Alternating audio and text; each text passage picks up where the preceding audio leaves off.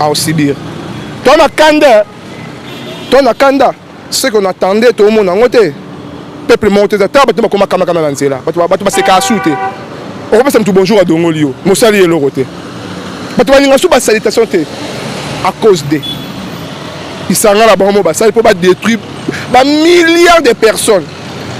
On n'est pas d'accord avec eux. Mais c'est Nicolas Kazadio qui répondre à la justice. N'a pas sur ça, pas sur bon moni ça biso. Ma personne confiance au sala musala et après que l'on c'est ça qui est biso tout ça biso ba justice. C'est qui mbongo to kabola non liboso to régional national. Tu sais comment ça fait mal au cœur. Biso to ça quand même tant transport on les ali. Banzele zat, les routes sont impraticables. Mais tout le monde peut se permettre aller à la télévision le baba bêtise. Juste il faut interpeller. Il faut bimiser so ba mbongo ba kabola wana. Nous avons les Rwandais. Nous avons les Rwandais. Ils sont au nombre de 44. Donc, il y a 23 hommes, 4 enfants, et il y a 23 femmes, 4 enfants, et avec 7 hommes. Donc, ils sont là, ce sont des Rwandais. Et vous allez découvrir vous-même. Alors, eh ben, tout ça, comme qui vient de nous. Bato sur nini ba carte nani inangamu vous allez voir les cartes d'identité inangamu carte ya Congo yos Monsieur Zuru. On va lui poser la question. Il faut clair. Il vient il demande si ces cartes-là sont... C'est la carte. Ah, il vient oui, Chasigé. Bougachani. Oui, Chasigé. Vous avez Chasigé Murgori. Vous avez Chasigé Murgoni. Ok. Vous avez Yango ya Congo. Vous avez ya Congo. Ya Congo.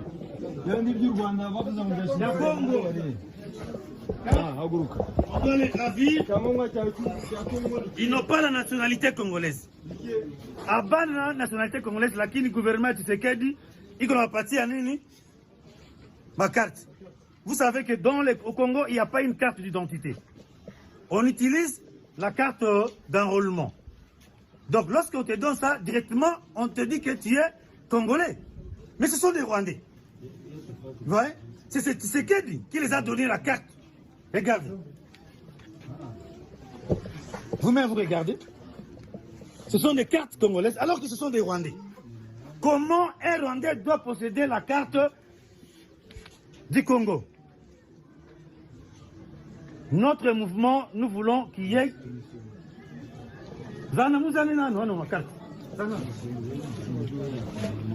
Carte ya Congo, Yos. Ya Congo, ya Congo. Ya Congo, ya Congo. Mizani ma carte ya Congo, Yos.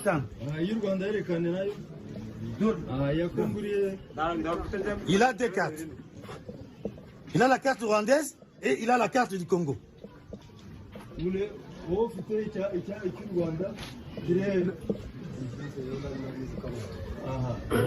Wirekano. Huyu cha Kongo kile cha Rwanda kile vuga cyane. Cha Kongo kile cha Rwanda mu Rwanda. Voilà. Regardez maintenant. Donc ils ont la carte du Congo, mais ils sont des Rwandais. Lakini walikuwa wanakaa Goma ama wamepatikanaje? Komanda Jimmy atawarepondre. Wa mama na wazee wanasema ni Wanyarwanda. Inamaanisha nini? Na maisha ya kwamba kuna Wanyarwanda wamekuja hapa kwa njia zenye hazijulikani. Wamejipenyeza wenyewe, lakini wakati wanafika hapa government ya Kongo inawapatia document za nini za Kongo. Ndio hizi. Na wenyewe wanakuelezea kwamba document zao za Rwanda wengine wameziacha nyumbani hapa kando kando, wanatembea na hii ya Kongo. Na zingi wengine wanasema yeye ameirudisha ameacha Rwanda. So naona wale ndio wanafanya confusion. Tena ile yote ni nini? Government ya Kongo ndio ilikuwa fanya. Alors bandeko o bozana posa ya changement, bino bat bozana espoir que nanga komema quelque chose de nouveau, bozala na esprit déjà ya ki révolution entre bino.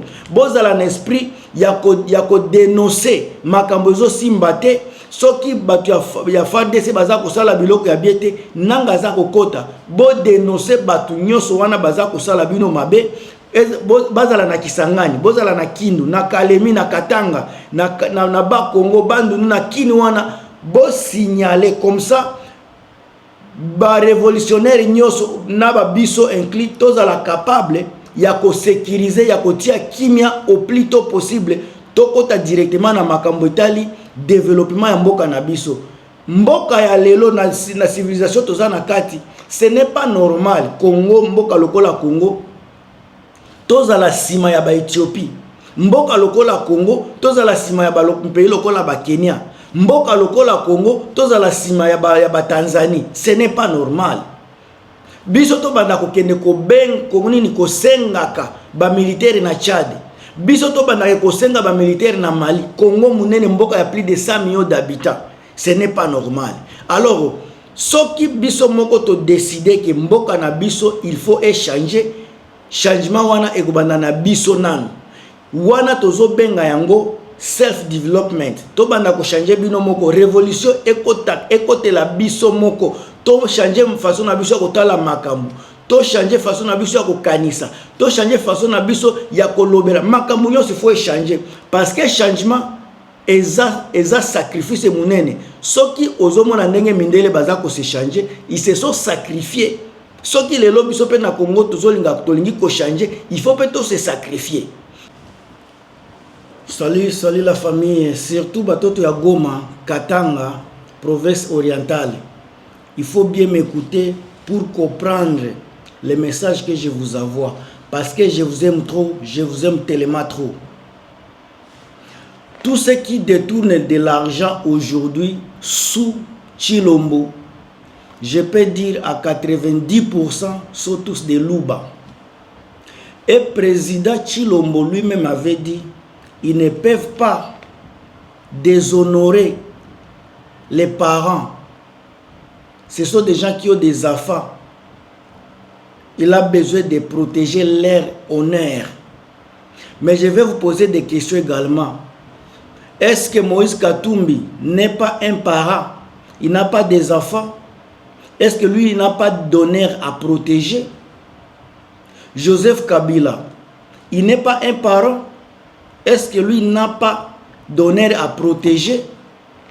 Quand on fouille, on va chez lui, chez Moïse Katumbi, pour les déshonorer publiquement, est-ce qu'ils n'ont pas d'enfants? Vous les Katangais, c'est une question pour vous. Si vous ne protégez pas vos leaders politiques, vous ne protégez pas vos notables, vous aurez du problème un jour. Un peuple qui n'a pas de leader n'est pas un peuple. Vous les gens de Maniema, Matata Pogno est en train d'être humilié. Vous êtes là en train de regarder, en train de boire de l'alcool. Posez-vous la question, si les voleurs de Tshisekedi sont protégés parce qu'ils ont des enfants, ce sont des parents, est-ce que Matata Pogno n'est pas un parent également? Est-ce que Matata Pogno n'a pas des enfants? Il n'est pas quelqu'un qui a besoin d'être honoré également, respecté? C'est un monsieur qui fit un premier ministre, n'est-ce pas? Vous les gens du Maniema, vous les gens du Kivu, Batoto ya Kivu, vous avez Mbusa Nyamwisi. Il peut être bon ou bien mauvais, c'est votre Mbusa Nyamwisi. Vous avez Vital Kamerhe, vous avez Bahati Lukwebo. Kamerhe a été humilié. Même vous les Kivusiens, vous avez jeté des pierres à votre leader. Soit-disant il avait volé. Il a des enfants également. Mais pourquoi lui, il a été humilié? On a des Nicolas Kazadi, on a des Christian Chiwewe qui volent de l'argent, qui détournent de l'argent. On a Franck Toumba qui sont en train de détourner de l'argent lamentablement. Les gens qui ont détourné l'argent de Covid. Les gens qui ont détourné l'argent de l'hôpital de Mama Yemo. Et ils sont là, ils sont bien protégés. Ils ont des enfants, ils ont des familles. C'est le Tshisekedi Chilombo. Mais vous, les vôtres, vous êtes les premiers à jeter des pierres à votre. Pendant que vous voyez les gens de Kasaï, ils protègent les leurs. C'est ça la réalité. Vous vous faites comme des nationalistes, mais en réalité, vous ne l'êtes pas. Même aux États-Unis, au Canada, ici, chacun protège son produit. Les Russes sont en train de protéger leur Vladimir Poutine. Les gens de Texas sont en train de protéger George Bush. Mais vous, les gens de Kivu, vous n'avez personne à protéger. Vous êtes comme des putes, comme des prostituées. Vous ne savez avec qui vous pouvez faire la politique. Pendant que vous avez vos propres notables. C'est vos notables qui sont tantôt en exil et les Katangais.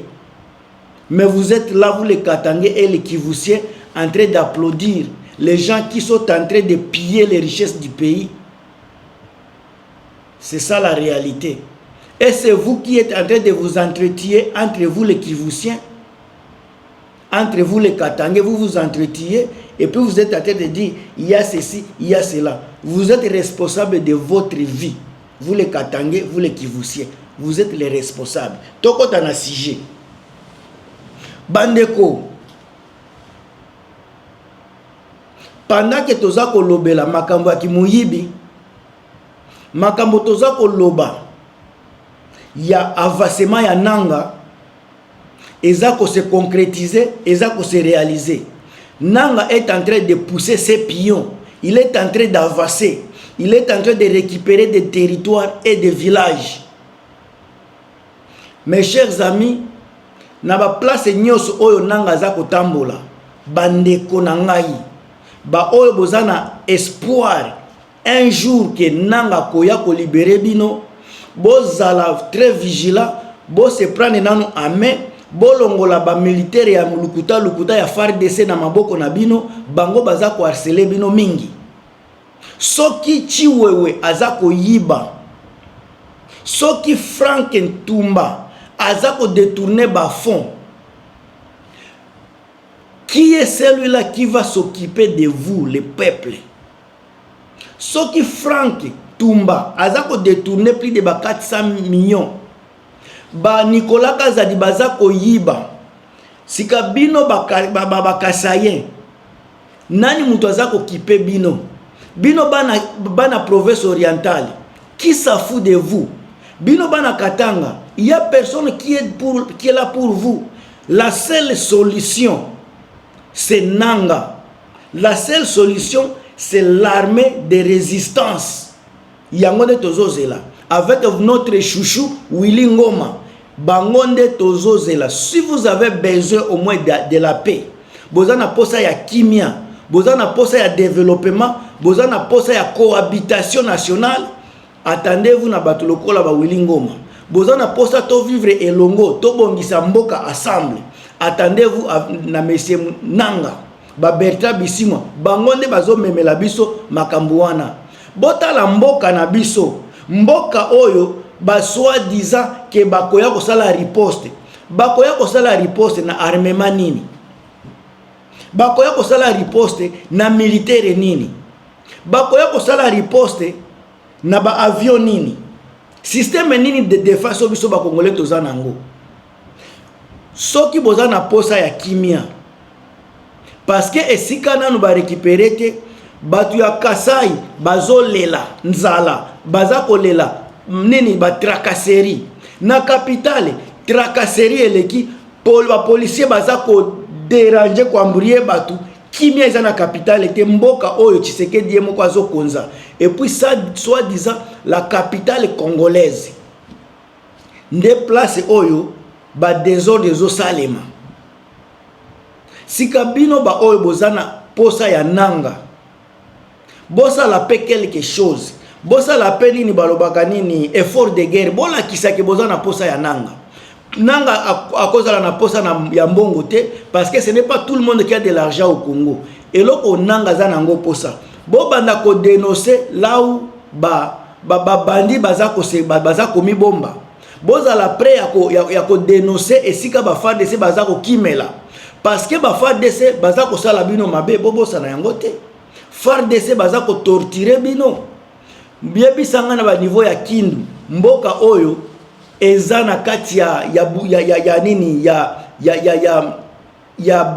ya ba nakolo bango nini oya kubanani tolo na kati ya ambriema ya ba FARDC na banani na ba wazalendo mboka oyo bozolo ba vraiment mboka ba wazalendo azala kufutisa ba taxi FARDC pe ba taxi donc gouvernement ezate okena bakasa ndenge moko balabala ezate mais M23 à peine à kozua ba parti baza ko contrôler bazo bongisa avec les peu de moyens baza nango bazo bongisa nzela bazo tia propriété na ba ville nyoso baza ko kota.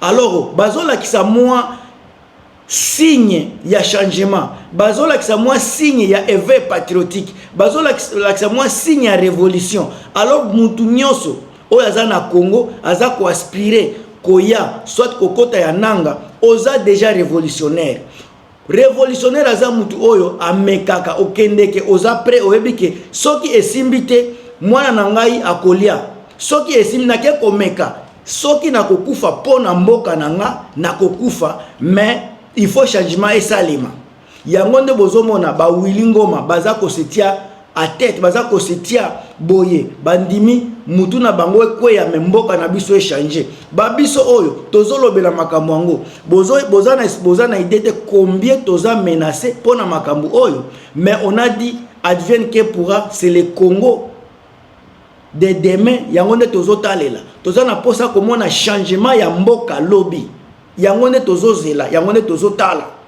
Alors bandeko o boza na posa ya changement bino bato boza na espoir que nanga komema quelque chose de nouveau bozala na esprit déjà ya ki révolution entre bino bozala na esprit ya ko dénoncer makambo zo simbate soki bato ya FARDC baza ko sala biloko ya biete nanga za kokota bo dénoncer bato nyoso wana baza ko sala bino mabe bazala na Kisangani bozala na Kindu na Kalemi na Katanga na ba Congo bandu na kini wana bo signaler comme ça ba révolutionnaire nyoso na ba biso inclus tozala capable ya ko sécuriser ya ko tia kimia au plus tôt possible tokota directement na makambo etali développement ya mboka na biso mboka ya lelo na civilisation tozana kati ce n'est pas normal Congo mboka lokola Congo tozala sima ya ba Ethiopie mboka lokola Congo tozala sima ya ba pays lokola ba Kenya mboka lokola Congo tozala sima ya ba Tanzanie. Ce n'est pas normal biso to banda ko kende ko ben ko nini ko sengaka ba militaire na Tchad biso to banda ko senga ba militaire na Mali. Congo munene mboka ya plus de 100 millions d'habitants. Ce n'est pas normal. Alors soki biso moko to décider que mboka na biso il faut échanger changement wana ekobanda na biso nanu wana tozo benga yango self development to banda ko changer bino moko révolution ekote la biso moko to changer façon na biso ko tala makambo to changer façon na biso ko kanisa to changer façon na biso ya kolobela makambo nyonso faut changer parce que changement eza sacrifice munene soki ozomona ndenge mindele baza ko se changer ils se sont sacrifiés. Soki lelo biso pe na Congo tozolinga tolingi ko changer il faut peut se sacrifier. Alors bande ko ngai changement il faut bandela na moko kati na biso changement il faut bandela entre biso na biso tozongisa cohésion nationale entre biso tozongisa salongo na Congo tozala na amour tozala na unité tolinga mboka na biso tozala capable ya ko détecter ba ennemi to banda ko dénoncer bango ba mikonzi ya mboka babanda ko zwa charge na bango et bongo to continuer makambo ya guerre eya lisusu te makambo ya guerre ezonga lisusu te to avancer lokola ba mboka lokola ba Ghana tozala pe lokola ba Egypte tozala pe lokola ba Afrique du Sud nini nde tozangi poto koma lokola tozala ba na compétition na Afrique du Sud nini nde tozangi poto koma lokola banani ba Ghana tozangi eloko te tozana mabele pona tourisme tozana mabele pona ba minere tozana population pona ko transformer makambo na biso tozangi eloko te eloko tozangi eza conscience ba mama oyo baza koyiba biso ba mama ministre oyo tolakisa bango ke bino boyaki bosali makambo na bino mais biso tokolakisa bino ndenge makambo esengelaki esalema eza te na ndenge ya kobeta bango ya kosala bango mabe non eza kolakisa bango ke vous aviez échoué mais là où vous aviez échoué nous allons vous montrer de quoi nous sommes capables parce que nano biso toyiba te tosala likambo ya mabe te toza pe na makila ya moto toza na posa ya kotonga totambola déjà mikili toyebi ba Asie toyebi ba Europe toyebi ba Amérique nini nde totalité otoki tokoloba tokoka kosala te eza na ba congolais ebele ya diaspora baza déjà koto basala ka misala nini main d'œuvre wana soki tozongisi yango na mboka na biso tokotonga mboka na biso na quelques années toko changer makambo yango nde biso toza kolobela yango nde biso tozo tutela tolo tango naza komona jeunesse baza kotelema baza na posa ya changement baza kozela armée de résistance baza kozela ba Willy Ngoma ba Bertrand Bisimwa baza kozela ba AFC nanga je pense que moto otoza nango courage otozo zela nango et ko permettre biso pe to la transition mbangu to kende na développement toza ko espérer que bao bako ya ko sala musala bao bako konza biso bako mema biso na loyengete bako mema biso na nzela ya bien nzela ya ba salaire bako mema biso na banzela ya kofutama bako mema biso na banzela oyo esengeli